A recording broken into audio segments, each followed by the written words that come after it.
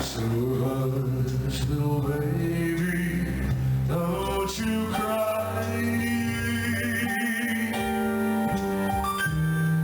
You know your daddy's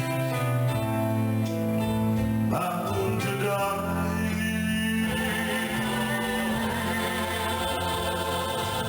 Oh,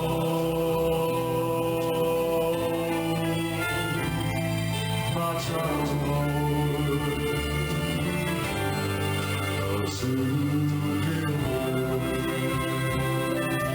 Thank you very much, Senator John. You are beautiful artists. And may God bless you. May God bless America.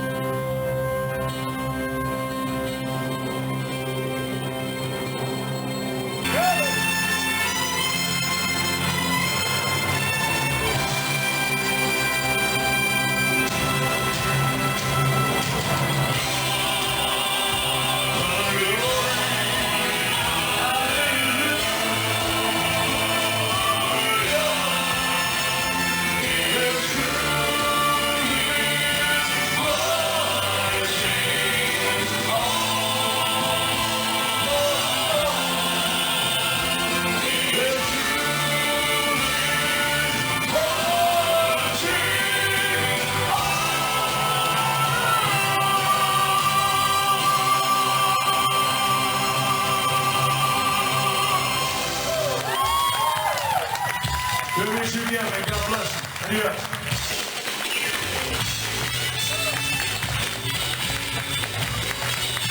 Rick will be outside in just a moment.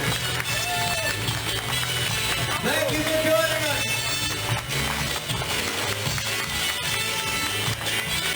Good night, boys and girls.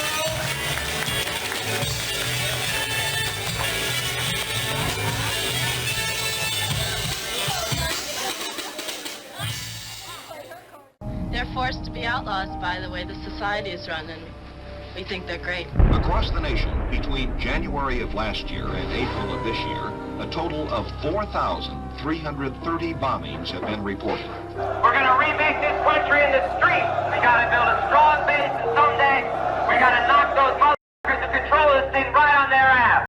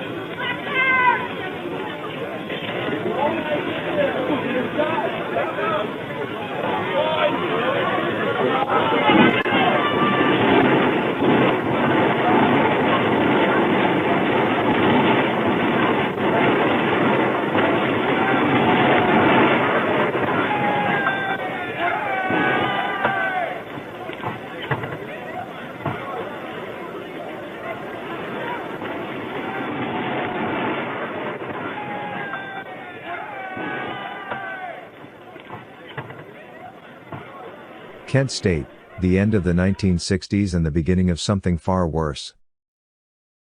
Shifts in worldviews take time, even though single events seem to mark their transition period. Seemingly unrelated events and thoughts work their wizardry to produce unfathomable results. Once the shift has taken place, Only a retrospective look will reveal the philosophical ebbs and flows that erode worldview landscapes. The 20th century began on an optimistic note but quickly lost its idealism as war engulfed the world. World War I shattered much of Europe's already fading optimism, and the advent of Nazis and fascists shook men's confidence in their present and their past. Gary North, Unholy Spirits, Occultism and New Age Humanism, Tyler, Texas, Dominion Press, 1986, 22. Despite a bloody world war, belief in evolutionary progress had not lost its luster. In 1920, the English novelist H. G. Wells wrote The Outline of History, described as a song of evolutionary idealism, faith in progress, and complete optimism. Herbert Schlossberg, Idols for Destruction, Wheaton, Illinois, Crossway Books, 1983, 1993, 2. Before too long, Wells began to lose hope in what he believed would be the inevitabilities of evolutionary advancement and social enrichment. By 1933, when he published The Shape of Things to Come, he could see no better way to overcome the stubbornness and selfishness between people and nations than a desperate action by intellectual idealists to seize control of the world by force and establish their vision with a universal compulsory educational program. Schlossberg, Idols for Destruction, 2. An elite class of social engineers would be needed to force the good society on people whether they wanted it or not. Finally, shortly before his death, Wells wrote an aptly titled book, The Mind at the End of Its Tether, 1945, in which he concluded that there is no way out, or around, or through the impasse. It is the end. Schlossberg, Idols for Destruction, 2. The outlook in America was different. A form of secular optimism prevailed after World War II that even a police action in Korea in the 1950s could not dampen. America had never known defeat in war, and her countryside had not been ravaged by incendiary bombs or nuclear fallout. She was on a roll. The post-war optimism continued with the inauguration of President John F. Kennedy in 1960 and Dreams of Camelot. The phenomenon we call the 60s did not begin at 12:01 a.m. on January 1, 1960. It is not a chronological entity so much as a cultural or mythic one. Even if we identify the myth with the decade, it would be more accurate to say that it began on November 8, 1960, with the election of John F. Kennedy, and ended May 4, 1970, on the campus of Kent State when National Guardsmen killed 4 students as a crowd gathered to protest escalation of United States military policy in Vietnam. Annie Gottlieb, Do You Believe in Magic? The Second Coming of the 60s Generation, New York, Random House/Times Books, 1987, 17. The students were not only unarmed, most didn't realize that the guards' rifles held live ammunition. 4 students were killed, Allison Krauss, Jeffrey Miller, Sandra Scheuer, and William Schroeder. 9 others were injured. After 50 years, we still don't know why the guard turned and fired. Looking back, 50 years later, we can also see clear but less tangible effects. Along with cultural touchstones like the Manson family murders and the concert at Altamont, Kent State marked the symbolic end of the 1960s, stretching from the optimism of John F. Kennedy's inauguration through the March on Washington to the long hot summers of riots, assassinations and radical activism. If, as the sociologist Todd Gitlin noted, the decade was marked by both hope and rage, then the events of May 4 brought the sober recognition that neither could overcome the will of a militaristic state and a conservative political backlash. New York Times. Images of Kent State shooting victims May 4, 1970. Modernism was running full throttle in the early 1960s with its great scientific advances. Man was about to conquer the heavens and put a man on the moon, and official judicial statements of atheism with prayer and Bible reading removed from America's public schools. The theistic house cleaning was now nearly complete. Since 1859, the year that Darwin's Origin of Species was published, modern man had been trying to rid the universe of God and the supernatural. America was about to show the world what man could do without God. On November 22, 1963, gunfire put an end to the euphoria. As one child of the 1960s put it, when Kennedy was killed is when America changed. As if overnight, everything seemed to change.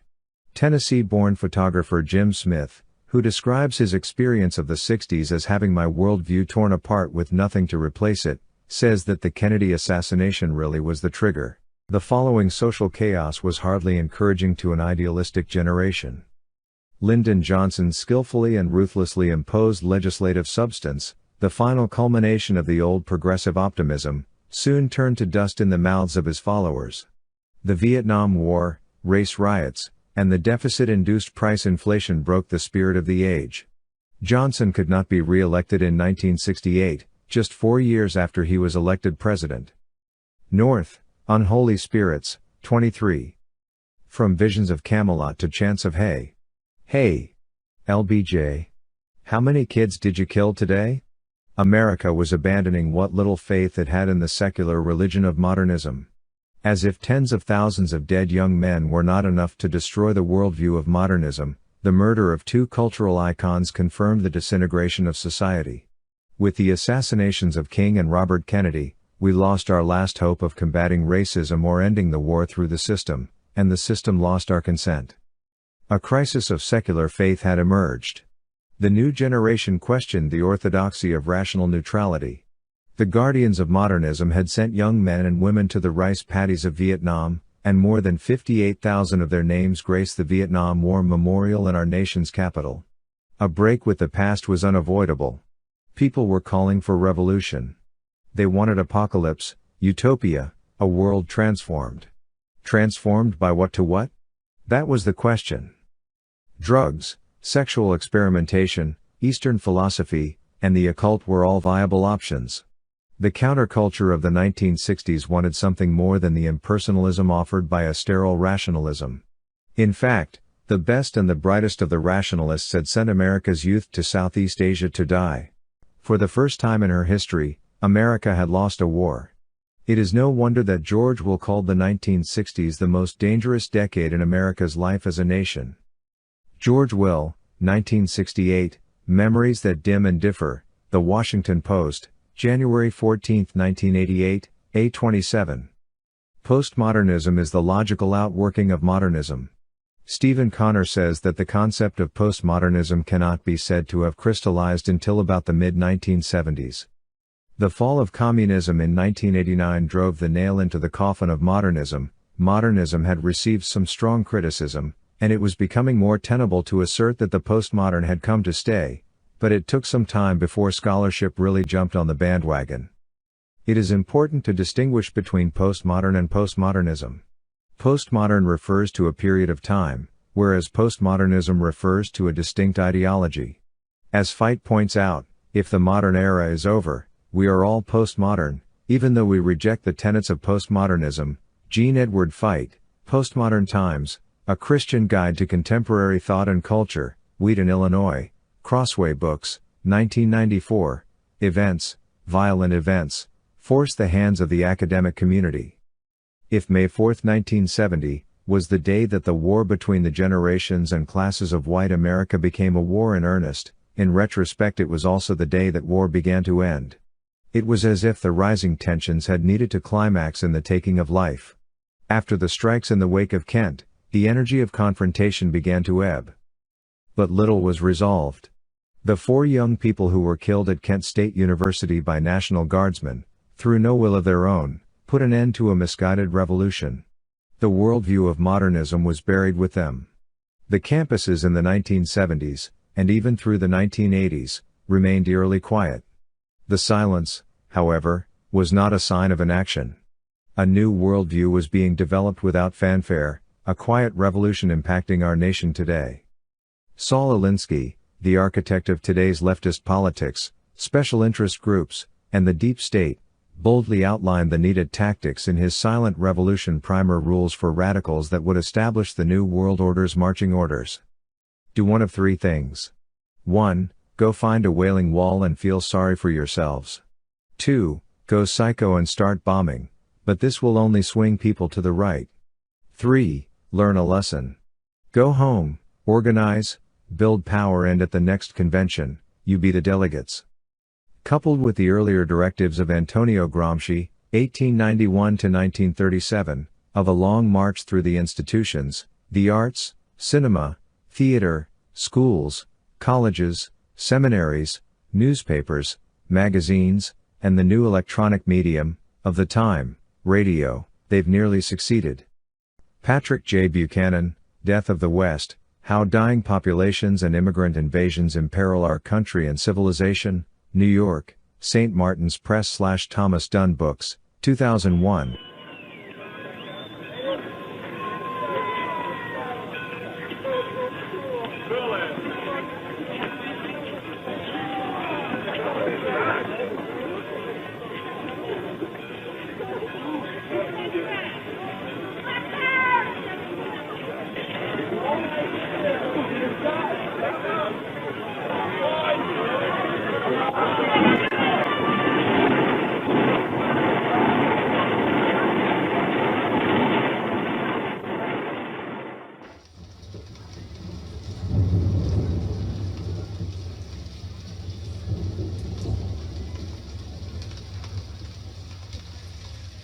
Reaching your head with the cold, sudden fury of a divine messenger. Let me tell you about heartache and the loss of God, wandering in hopeless nights. Out here on the perimeter, there are no stars. Out here, we are stoned, immaculate.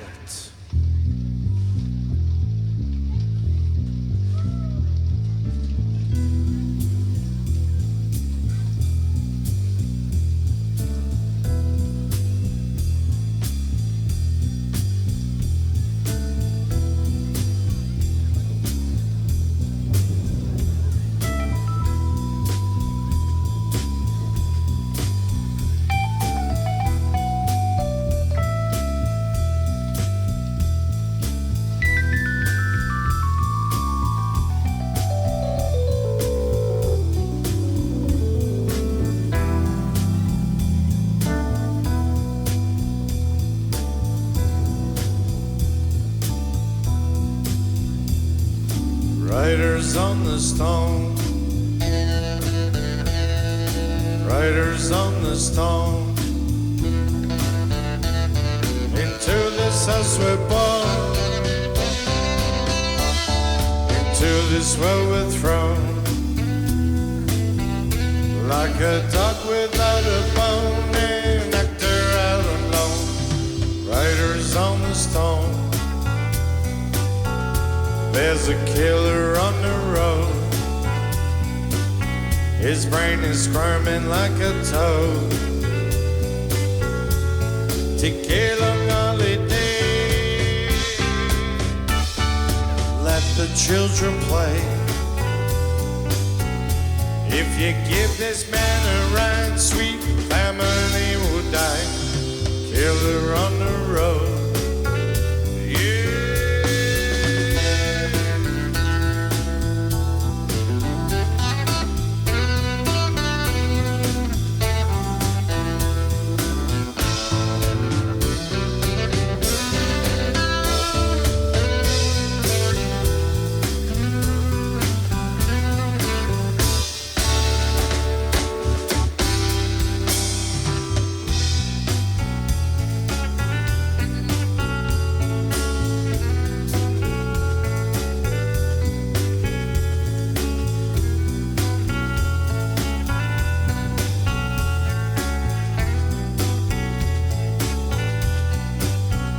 Girl, you gotta love your man.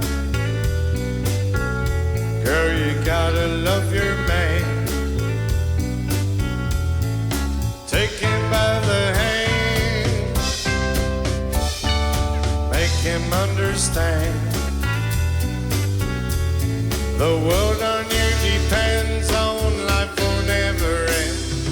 Gotta love your man. Yeah.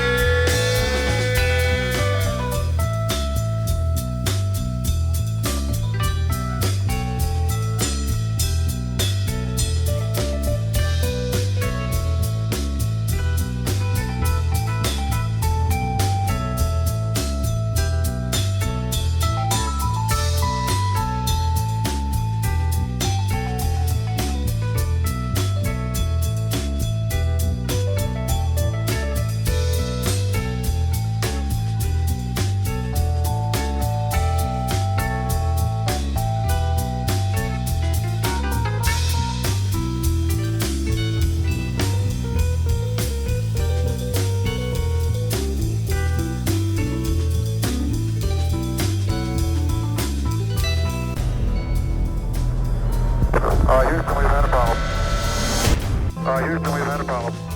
Here is a bulletin from ABC News. The Apollo 13 spacecraft has had a serious power supply malfunction. Late report says the spacecraft now is operating on battery power alone. All unnecessary equipment is being turned off. Everybody keep cool. Let's not make it any worse by guessing.